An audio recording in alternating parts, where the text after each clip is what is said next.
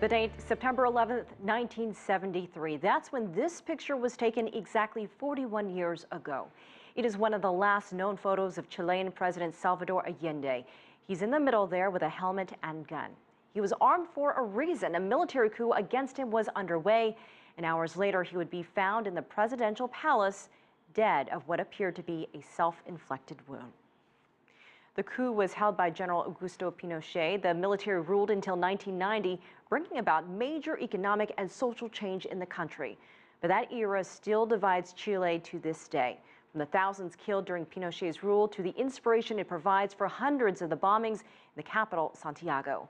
CCTV's Joel Richards is live in Santiago. And Joel, how is the anniversary of the coup being marked there? Good evening, Elaine. Well, today there have been reports of disturbances, isolated disturbances, but today very much marked by the memorials for this 41st anniversary of the coup d'etat from 1973. Michelle Bachelet, the president, led the official government memorial earlier today, and here right now there's a candlelit, very emotive candlelit memorial outside the National Stadium. The National Stadium, very much one of the symbols of the repression of the dictatorship, where many of the victims were taken and then disappeared. So this, although taking place, a very emotive day for Chile, but all taking place in the context of the bombings this week, as you mentioned earlier, Elaine, where on Monday 14 were injured in a bombing, and then there were two very small, minor explosions on Wednesday. So Chile very much on high alert because of these explosions, but nonetheless today's memorial still went ahead. For millions of Chileans, it's a day of memory. Outside La Moneda, they pay their respects to Salvador Allende, the socialist president last seen at this palace, resisting the military coup that forced his government from office and which took his life. By the door, Allende's body was taken from the building. Relatives of the victims of the Pinochet dictatorship pay tribute to the former president and their loved ones.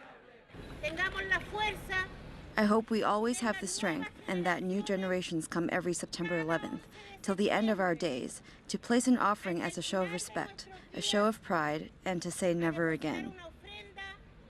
There were more than 40,000 victims of Pinochet's military rule. Throughout the day, graphic designer Andres Cruzat relived the coup on social networks, uploading historic photo montages at the precise time of day they were taken 41 years ago. In general, our society tries to cover this up and show this as something from the past, but it is very present. Just yesterday, there was a headline about the bomb that went off. Fear has returned. That shows how present it still is in relation to this project. A steady stream of small bombings over the past decade reflects a divide that local officials say has simmered ever since the days of the dictatorship. More than 200 explosions have been reported, though none caused serious injury. That was until Monday, when 14 people were wounded in the bombing of a Santiago shopping centre. Anarchist groups are believed to be behind the campaign. In reaction to Monday's bombing, Michelle Bachelet's government said it would apply the anti-terrorist law to find those responsible. It's a decision that appears to be widely supported. Almost unanimously, deputies from both sides of the political spectrum have said they would like to invoke it for Monday's bombing. There are two main elements. It allows prosecutors to use anonymous witness testimony, and it allows them to extend sentences for much longer terms than normal. There is controversy over the law that has a minimum sentence of 10 years. The United Nations has criticised Chile for using it against the indigenous Mapuche community in the south of the country. This is a law that was installed in 1976 for Pinochet's government to fight against leftist groups that were rebelling against the dictatorship. Recent polls suggest around 70% of Chileans support the use of the anti-terrorism law, a percentage unlikely to go down in light of recent violence. Clashes broke out at a weekend march to remember victims of the Pinochet dictatorship, and again on Thursday.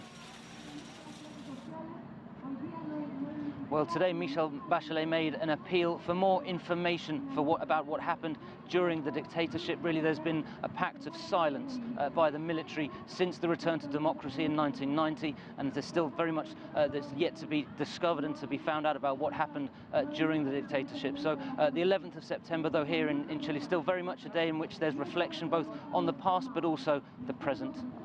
And Joel, let's talk a little bit more about the bombings in Chile. Are there certain groups that tend to take responsibility for the bombings? You mentioned anarchist groups, or do they tend to be individual people, each with their own issue? Well, this is still something, Elaine, which is very much a mystery.